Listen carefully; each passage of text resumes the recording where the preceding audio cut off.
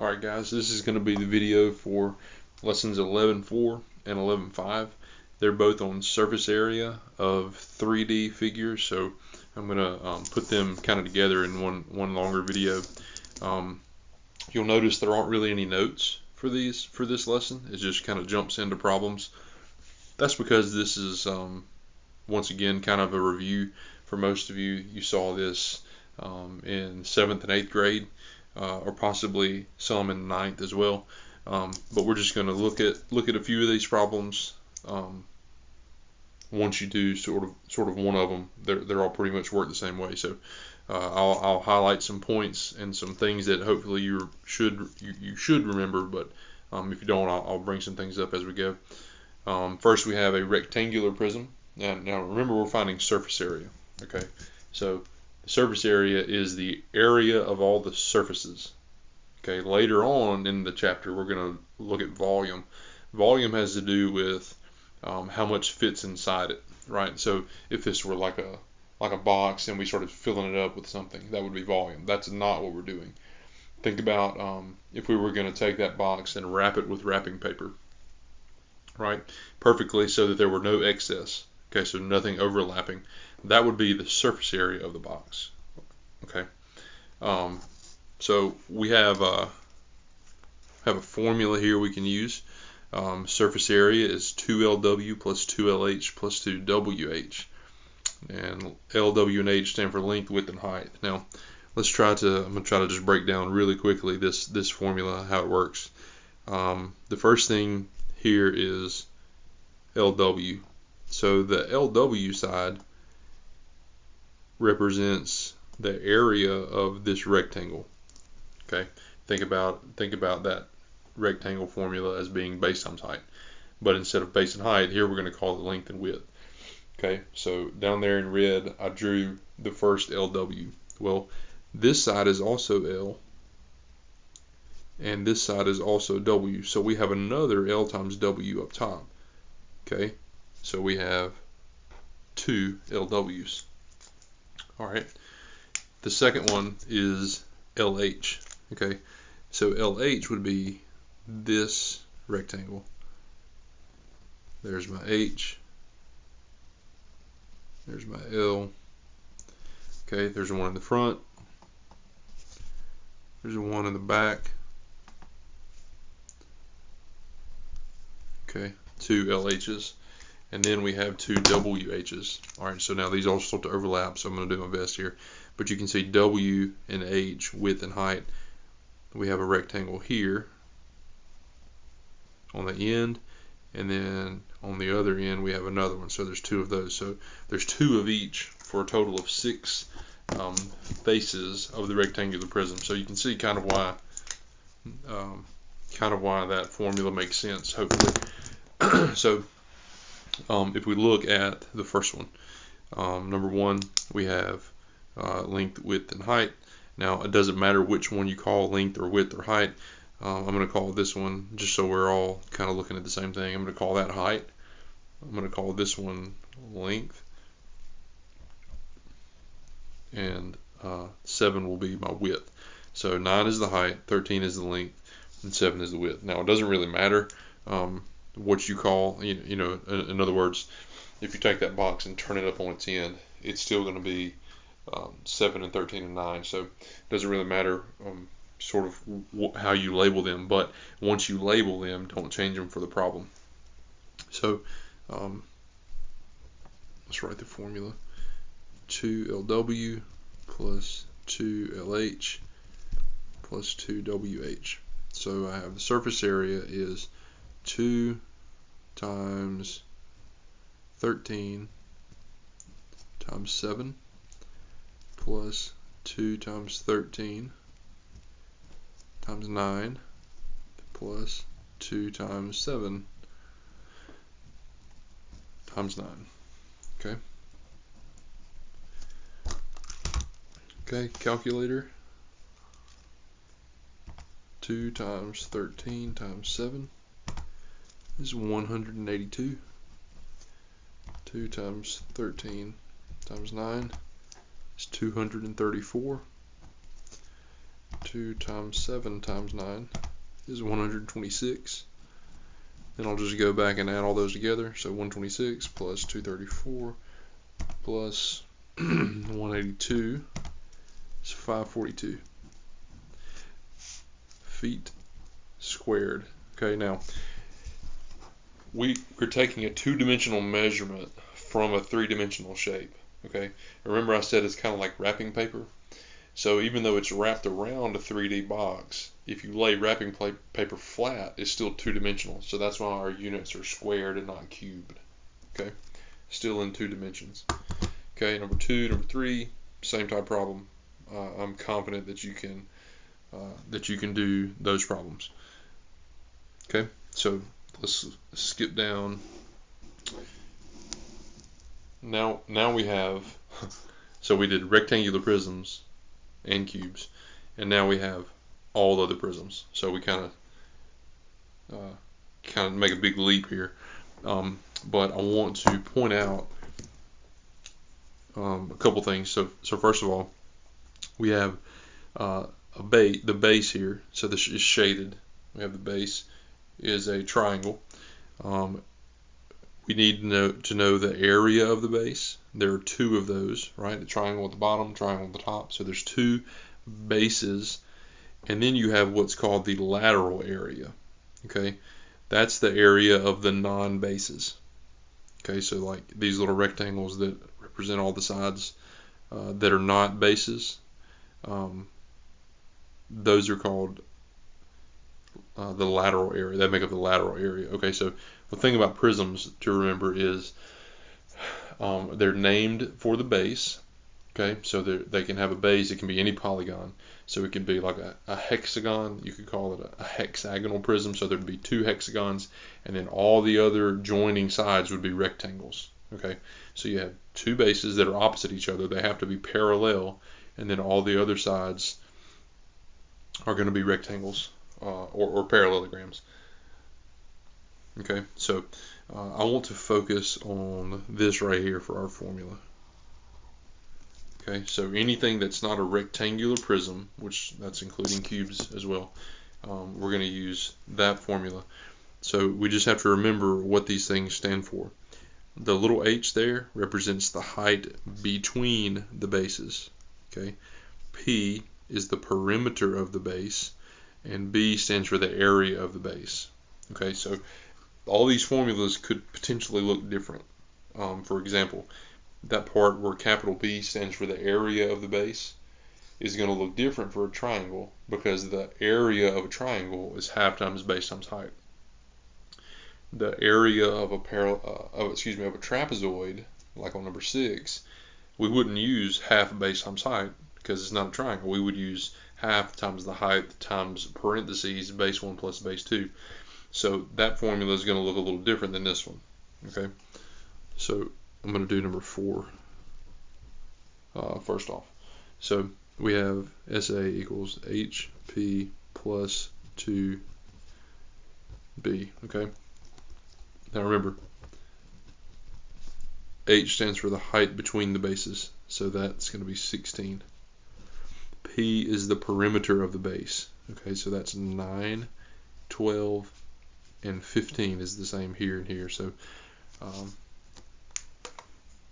we'll just add those together,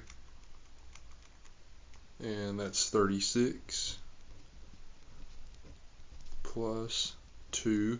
Now I need the area of the base. Okay, so what is the area, or how do you find the area of a triangle? Well, it's base times height over 2. So the base of this triangle is, we can think of this as a right angle. That's a right angle, so this one is as well, because the bases have to be equal in a prism. So we have 9 and 12 is the height over 2. Okay. All right, here we go. So I've got 16 times 36. This is 576. Now, here's the fun thing about these. This 2, which came from the formula, and this 2, because it's a triangular prism, cancel. So I just have 9 times 12, which is 108. So 576 plus 108. The surface area is 684 meters squared. Okay. Like I said, 5 and 6 are pretty much the same. We're going to use that HP plus 2B. The only thing that would be different, and number 5 is another triangular prism, so it'll be the same. The only thing that'll be different is here for the capital B part of the formula, we will use the trapezoid formula, the area of a trapezoid formula. Okay. So let's move on to the next page. For number 7 and number 8, we have another trapezoidal prism, I guess you could call it. And then for number 8, we have a triangular prism again. Number 9, cylinders. Okay, so this tells us again how to find the lateral area. I've always just taught to use this formula. Okay, so this one stands for 2 pi r squared. Pi r squared represents the area of a circle. But with a cylinder, we have 2 circles, one on top, one on bottom. So 2 circles you can think of when you see 2 pi r squared. If you look at just the 2 pi r part, that's how we find the circumference of a circle. And if you take the circumference and multiply by the height, that's just like multiplying the perimeter times the height in the other formula. Okay, so that makes these pretty easy. If you just make sure you're recognizing radius instead of diameter. Okay, so in number 10, you're given that the diameter is 15. But we actually want radius. So the radius is 7.5. Here we're given, in number 9, we're given that the radius is 11. So we can just kind of jump right in. 2 times pi times 11 squared plus 2 times pi times 11 times, put some parentheses in here, times 26. Okay. Now one thing that I think sort of helps here is if you wait until the very end to change pi into a number, just leave it as the symbol pi for now. So 11 squared is 121, and 121 times 2 is 242. So I have 242 pi plus 11 times 26 times 2 is 572 pi. See, now it's really easy to just add those two together. So 572 plus 242, I have 814 pi. Okay, now yards squared, that's the exact answer, right? But then you can also get an approximate answer if you take 814 and multiply by 3.14.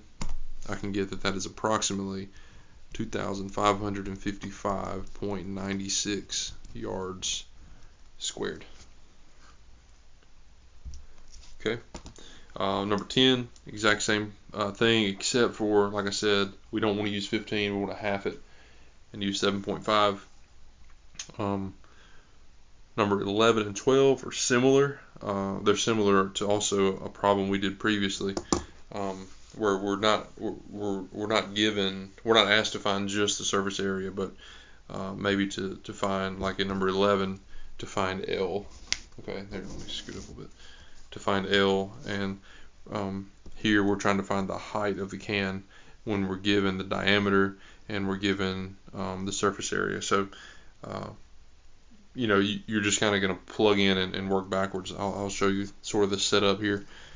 So for this one, normally we would have SA equals 2LW plus 2LH plus 2WH. Alright, so they tell me that the surface area is 272. We're missing L, okay? But I know, let's do this. We don't know L. We'll call this one H, and we'll call this one W. So 2 times L times 2 plus 2 times L times 12 plus 2 times 2 times 12. Okay, so 272 equals 4L plus 24L plus, let's see, 2 times 2 is 4 times 12 is 48. Okay, so if I combine like terms, I would have 28L, and then if I subtract 48 from both sides, 272 minus 48 is 224. And then if you divide both sides by 28, you get 8. So the length would have to be 8 inches for that problem. So see, we were given the surface area instead of being asked to find the surface area. Okay, number 12 is going to be a similar type problem. You're actually given the diameter, so we want to say the radius then would be 1.5. Don't forget to change that. We're given the surface area, and you have to find the height. So if you just plug in everything you know, plug in the surface area, plug in the radius, you can sort of solve it from there, work backwards, solve the equation to find the height. Okay. So I told you this would be a 2-in-1. So now we're going to jump to lesson 11.5, pyramids. So pyramids and prisms are different because, or the distinguishing factor, I guess, would be that prisms have 2 bases. The pyramids only have 1 base. So with a prism, you have 2 identical bases. All the other sides are going to be rectangles or parallelograms. With a pyramid, you have 1 base, and all the other sides are triangles. Okay, so that base can be, once again, any polygon. It can be a triangle or a rectangle or a hexagon or whatever. So we have a formula. This is the one that they show you. Once again, we're looking at lateral, the lateral area, but then we add in the 1 base instead of a 2b. So it's similar to the formula in the previous lesson, but it is a little different because there's only 1 base. You'll notice that the other one had 2b. And then we're also using 1/2 LP. Okay, 1/2 LP is going to be basically like the area of all 4 of those circles. All 4 of those triangles that are around the edge, or all 3 of them, or however many there would be. Okay, so I'm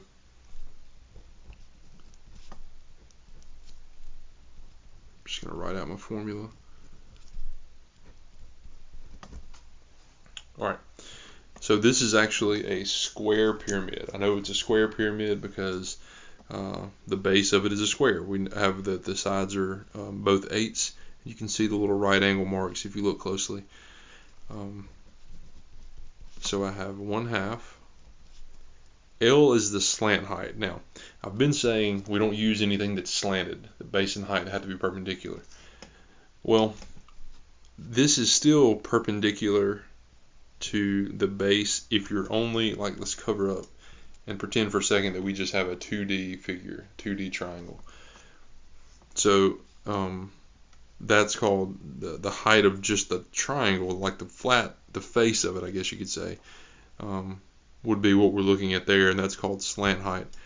So I'm gonna use that 11.7, and then the perimeter of the triangle. The perimeter of the base. So I have 8s all the way around. 4 times 8 is 32. All right, and then the area of this base, it's a square. So side squared is the formula. 8 squared is 64. Okay, so then I'll just plug that into my calculator. So I've got 11.7 divided by 2. That's where the 1/2 comes in. Times 32 equals 187.2, and then we're going to add 64, and I get 251.2 meters squared for the surface area of that pyramid. Okay, so once again, we're just using the formula. Number 2, number 3 are very similar. Number 2 is exactly like number 1. Number 3 is a little different. Let's take a look at number 3. for a second. Okay, notice that we are not given a slant height. Okay, so the slant height would be on the triangle, not on the pyramid, right? That's what we'd be looking for. We have to have that. It's part of our formula. So you can see I've basically just created a right triangle, right? Now, if the whole rectangle, or the side of the base, which is a rectangle, it's actually a square, but is 16, and this is halfway across, then this leg would be 8. So now I have 2 legs of a right triangle. Guess what I'm going to use to find the hypotenuse? 3 squared plus 8 squared equals, let's call that L squared. L stands for slant height. I just used the Pythagorean theorem. So 9 plus 64 equals L squared. 9 plus 64 is 73. So the slant height would be the square root of 73.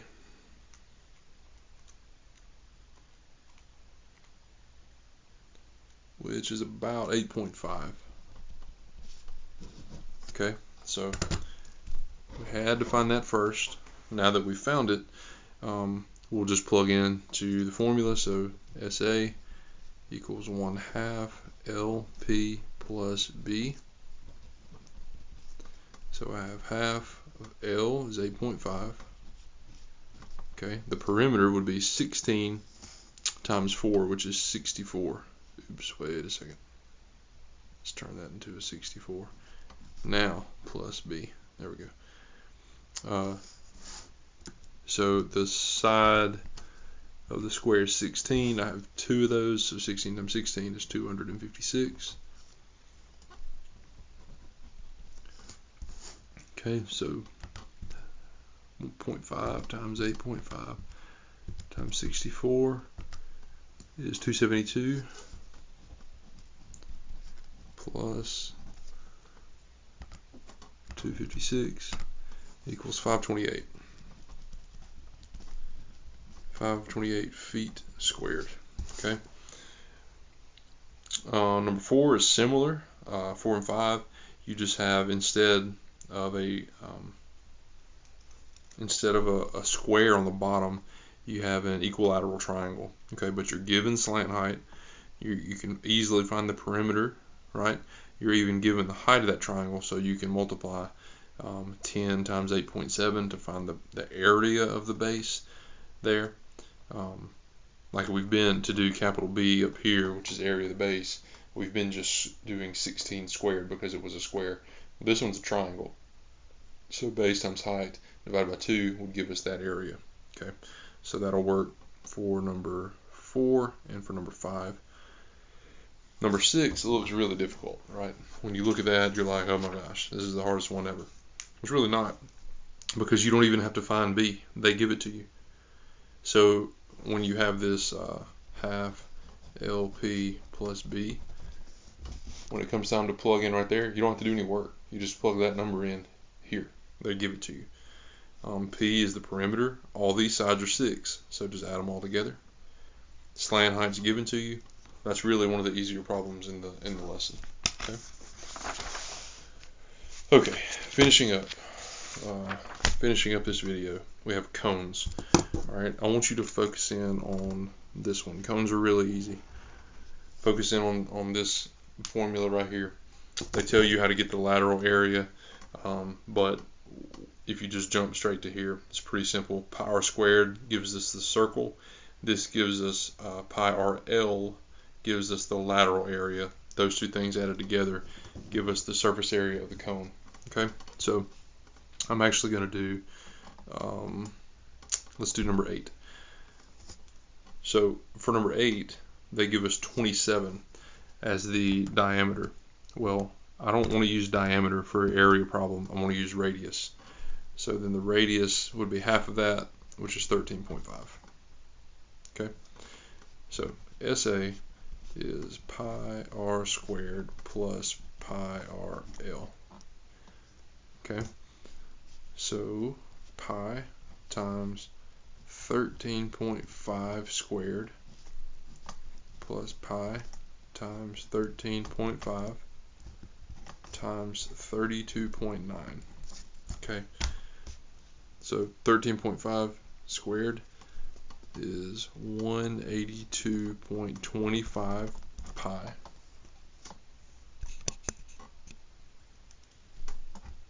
plus, let me multiply over here, 13.5 times 32.9, 444.15 pi. And remember, I'm leaving pi in there for now because it's easier to combine these two things. So 441.15 plus 182.25, 626.4 pi. Then I'll just hit times 3.14 and I get 1966 we'll just say 0.9 millimeters squared. Okay. So 7, I'm sure you can do. You're given the radius. Number 9 is similar. You're going to have to find the radius. Okay. So in order to find the radius, well, I drew that on the wrong side. I guess let me show you this. That's what I'm looking for when I'm given the slant height and the height. What do we create in the figure? We create a right triangle. When we have right triangles, what do we use? We use the Pythagorean theorem. So basically, we have the missing leg of a right triangle will give us the radius. Once you have the radius, you should be able to plug into the formula like up here and get that surface area.